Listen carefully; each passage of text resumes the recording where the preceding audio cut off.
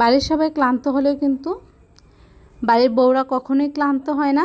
আর একটা মেয়ে বিয়ের পর তার স্বপ্নই থাকে যে তার সংসারটাকে সে সুন্দর করে সাজিয়ে গুছিয়ে চালাবে, তার সংসারটাকে আগলে রাখবে। আসসালামু আলাইকুম। এই তো সকাল থেকে আজকের ব্লগটি শুরু করলাম। তো আজকেই সকালের নাস্তাটা আমি জটপট করেই করে নিব, কারণ আমার হাতে যখন সময় না থাকে তখন আমি এই কাজটা করি। তো আমার হাতে সময় ছিল না, আর এই নাস্তাটা বানাতে কিন্তু সময় বেশিও নেয় না। আমি টমেটো, ধনিয়া পাতা, পেঁয়াজ কুচি আগে কেটে নিছি। ধনিয়া পাতা ছিল না, কাঁচামরিচ। আর ধনিয়া পাতা থাকলে অবশ্যই দিতাম, ধনিয়া পাতাটা দিলে এটা খাবারটা খেতে আরও বেশি ভালো লাগে।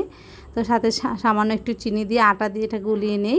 তবে আমি এটা কিন্তু পানির পরিবর্তে আমি দুধ দিয়ে দিছি, যেন এটা স্বাদটা আরও ভালো হয়, আর বাচ্চাদেরও দুধটা একটু খাওয়া হবে এই জন্য, আর স্বাদ বাড়ানোর জন্য। তো বাকি কাজগুলা করে সকালে নাস্তা করে এখন দুপুরে রান্নার জন্য চলে আসছি। তো একটু আমি বাইরে গেছিলাম, আমার কিছু সবজির দরকার ছিল। তো আমি যা যা দরকার আমি ওইগুলা নিয়ে আসছি। আর এখানে পটল নিয়ে আসছি, চাল কুমড়া। আমার মেয়েটা আবার চাল কুমড়া মাশাআল্লাহ অনেক পছন্দ করে। তার কলমি শাকগুলো অনেক সুন্দর ছিল, তবে কলমি শাক আমি আজকে ভাজি করব না।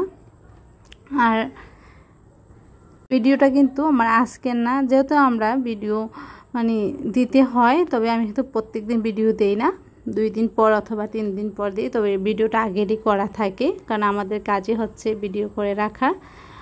তো এই তো আমি দুপুরে আজকে শুধু পটল রান্না করব, আর চাল কুমড়াটা আমি রেখে দিব।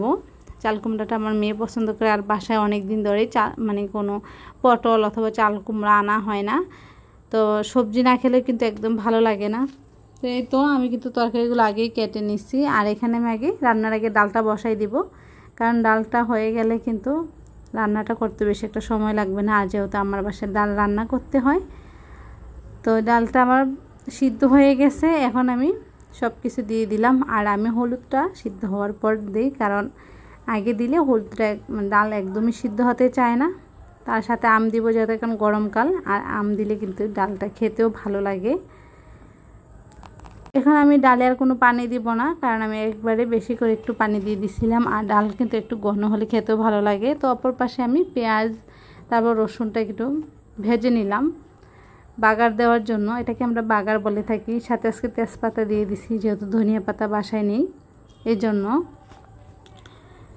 তো এই তো আমার কিন্তু ডাল রান্না হয়ে গেছে। এখন আমি মাছটা ভেজে নিব।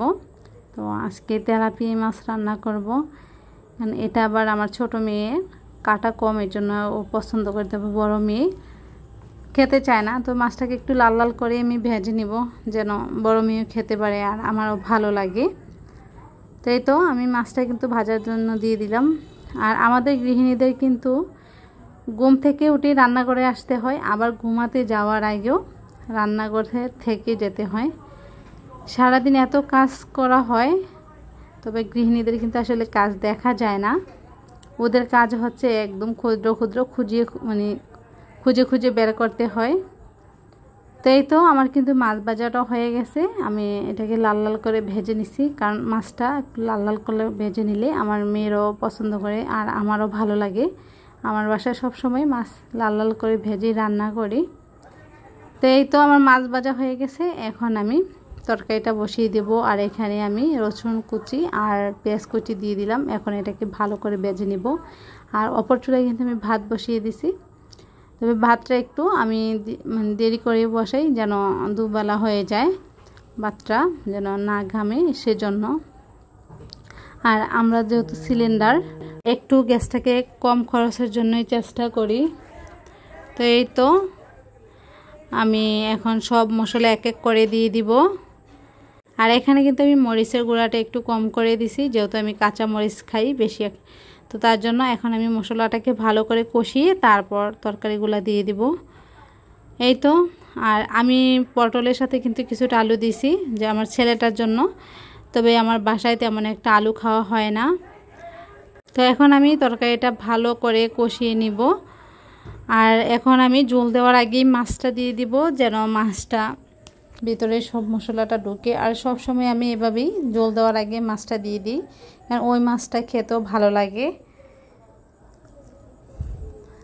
আর তারপর এটাকে আমি 2-3 মিনিট সিদ্ধ করার পর তারপর পানি দিয়ে দিব। এই তো আমার কিন্তু ঝোল দেওয়া হয়ে গেছে। এখন আমি এটাকে আরেকটু জাল করে তারপর ধনিয়া পাতা দিয়ে উঠাই নেব। আসলে সারাদিন মানে আমাদের কিন্তু রান্না করেই থাকতে হয়, সকালে, দুপুরে, তারপর আবার সন্ধ্যার দিকে। তো এই তো রাত্রেবেলা মেয়েদেরকে একটু মানে সন্ধ্যার টাইমে একটু সেমাই রান্না করে দিব, আর আমার ছেলেটাও সেমাই পছন্দ করে। আর আমি সব সময় আমার এই বক্সটাতে দুধটা আগে জাল করে তারপর এটাতে সেমাই দিই, কারণ ওই সেমাইটা দিলে খাইতেও ভালো লাগে। মানে সরি, খাইতে ভালো লাগে না, মানে আমার কাছে এটা ভালো লাগে। আর আমার ছেলেটাই ঘি ভাজা সেমাইটা অনেক পছন্দ করে। তো আজকে কথা বলতে বলতে এখানেই শেষ করতেছি। সবাই ভালো থাকবেন, দেখা হবে নেক্সট কোনো ভিডিওতে। আল্লাহ হাফেজ।